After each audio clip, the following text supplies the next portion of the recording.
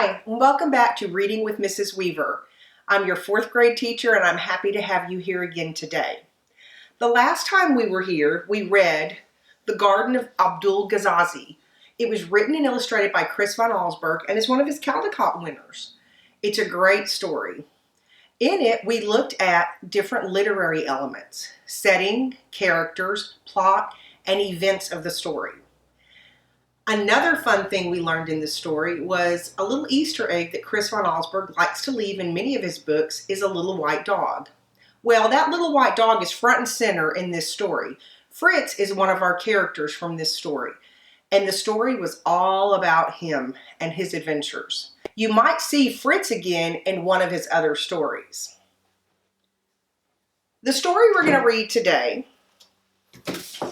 is The Wreck of the Zephyr, another great Chris von Allsburg book. And I want to remind you, keep an eye out for Fritz in there. With The Wreck of the Zephyr, we're going to look at the author's purpose. Why did the author write the book? Why did Chris von Allsburg write The Wreck of the Zephyr? Was it to persuade you, inform you, or entertain you? Author's purpose is his or her reason for writing a text. Knowing the purpose helps you, the reader, recognize the author's message. The different author's purposes are persuade, inform, and entertain. If the author wants to persuade you, he wants his readers to think or act in a certain way. If the author is trying to inform you, then the author wants to share information about a topic. If the author is trying to entertain you, then the author wants the readers to enjoy the story. Now in the classroom, when we talk about author's purpose, we draw our author's purpose pie. Anytime we do a reading or a passage, we write this on here. We write this on our paper, P-I-E, persuade, inform, and entertain. And we try to make a prediction about what our author's purpose is for the passage or the story we're reading. You may want to do that now. The Wreck of the Zephyr by Chris von Allsburg. Do you have a prediction? As I said, The Wreck of the Zephyr was written by Chris von Allsburg and illustrated by him. This is not my book. I own no rights to it. We're just reading it for fun and a little reading adventure. It was published by Houghton, Mifflin, and Harcourt, HMH, which are also the same people that publish your reading book that you read in the classroom and at home now. It was copyrighted in 1983 by Chris von Allsburg, and it was dedicated to C.E. Stevens. Once, while traveling along the seashore, I stopped at a small fishing village. After eating lunch, I decided to take a walk. I followed a path out of the village uphill to some cliffs high above the sea. At the edge of these cliffs was a most unusual sight. The wreck of a small sailboat. An old man was sitting among the broken timbers, smoking a pipe. He seemed to be reading my mind when he said, "Odd, isn't it?" "Yes," I answered. "How did it get here?" "Waves carried it up during a storm." "Really?" I said. "It doesn't seem the waves could ever get that high." The old man smiled. "Well, there is another story." He invited me to have a seat and listen to his strange tale.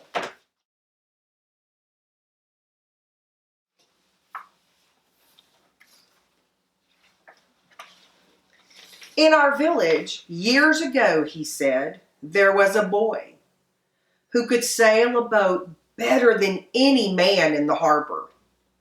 He could find a breeze over the flattest seas. When dark clouds kept other boats at anchor, the boy would sail out, ready to prove to the villagers, to the sea itself, how great a sailor he was."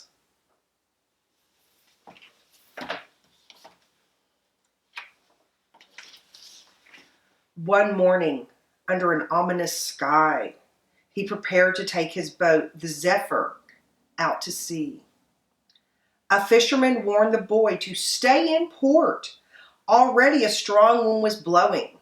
"I'm not afraid," said the boy, "because I'm the greatest sailor there is." The fisherman pointed to a seagull gliding overhead. "There's the only sailor who can get out on a day like this." The boy just laughed and hoisted his sails into the blustery wind.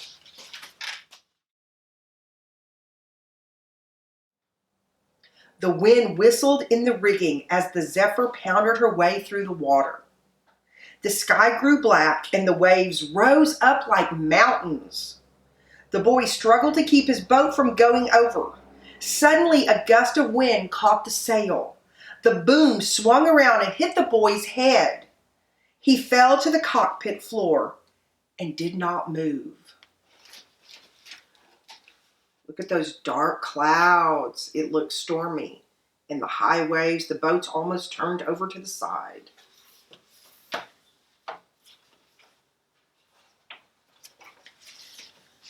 When the boy opened his eyes, he found himself lying on a beach. The Zephyr rested behind him, carried there by the storm. The boat was far from the water's edge. The tide would not carry it back to sea. The boy set out to look for help. There he is. He got thrown up on the beach. He walked for a long time, and he was surprised that he didn't recognize the shoreline. He climbed a hill, expecting to see something familiar. But what he saw instead was strange and an unbelievable sight. Before him were two boats sailing high above the water. Astonished, he watched them glide by. Then a third sailed past, towing the Zephyr. The boats entered a bay that was bordered by a large village. There they left the Zephyr. Can you see him over here? He's kind of laying down watching. And you see how the boats are above the water.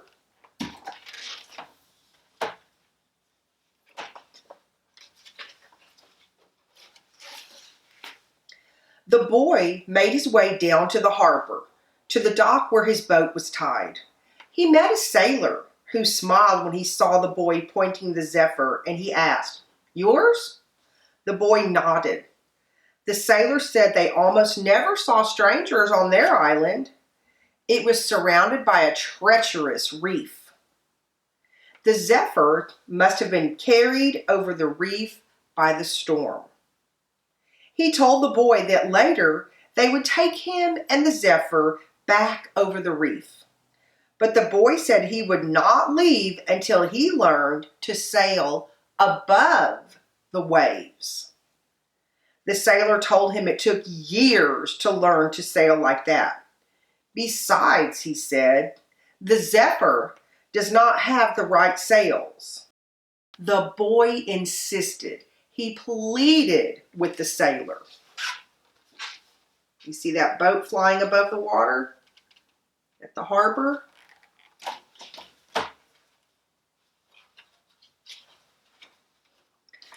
Finally, the sailor said he would try to teach if the boy promised to leave the next morning. The boy agreed. The sailor went to a shed and got a new set of sails. All afternoon they sailed back and forth across the bay. Sometimes the sailor took the tiller and the boat would magically begin to lift out of the water. But when the boy tried, he could not catch the wind that made the boats fly. When the sun went down, they went back to the harbor. They dropped anchor and a fisherman rowed them to shore. In the morning, the sailor said, "We'll put your own sails back on the Zephyr and send you home." He took the boy to his house, and the sailor's wife fed him and the sailor oyster stew.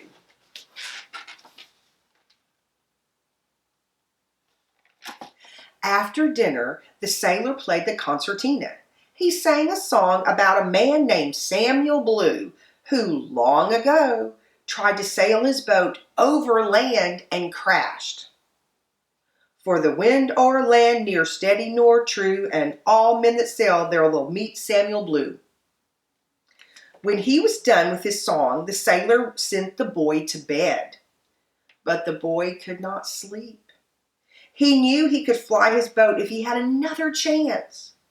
He waited until the sailor and his wife were asleep, and then he quietly dressed and went down to the harbor.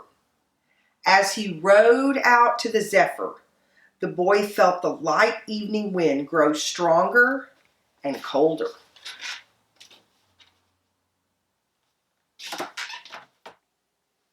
Under a full moon, he sailed the Zephyr into the bay. He tried to remember everything the sailor had told him. He tried to feel the wind pulling his boat forward, lifting it up. Then suddenly, the boy felt the Zephyr begin to shake. The sound of the water running past the hull grew louder. The air filled with spray as the boat sliced through the waves. The bow slowly began to lift. Higher and higher, the Zephyr rose out of the water, then finally broke free. The sound of rushing water stopped.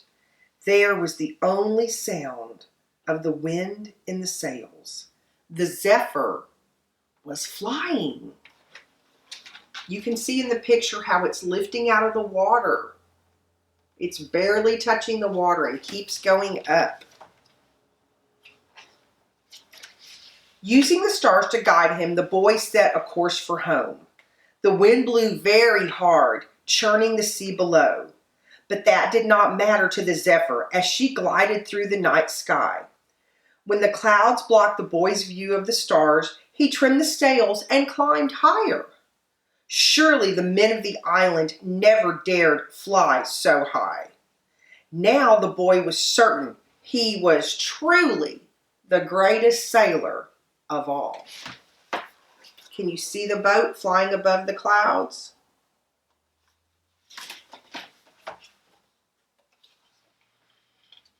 He steered well.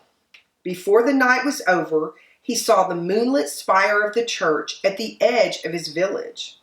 As he drew closer to land, an idea took a hold of him. He would sail over the village and ring the Zephyr's bell.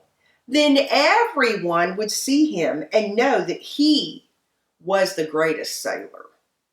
He flew over the treetop cliffs of the shore, but as he reached the church, the Zephyr began to fall. So there it is, the boat's up by the church steeple. But now the boat is falling. The wind had shifted. The boy pulled as hard as he could on the tiller, but it was no good. The wind shifted again. He steered for open seas, but the trees at the cliff's edge stood between him and the water. At first, there was just the rustle of leaves brushing the hull. Then, the air was filled with the sound of breaking branches and ripping sails. The boat fell to the ground. And here she sits today.